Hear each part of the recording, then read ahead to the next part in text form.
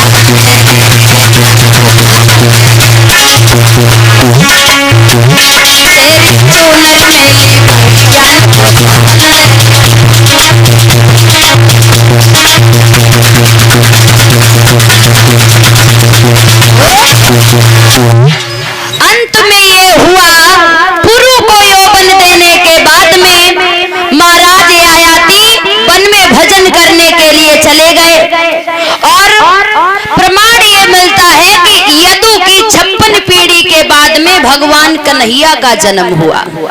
यदु से यदुवंश चला, जो 56 पीढ़ी के बाद में यदु के भगवान यादवेंद्र सरकार योगी राज कृष्ण का जन्म हुआ।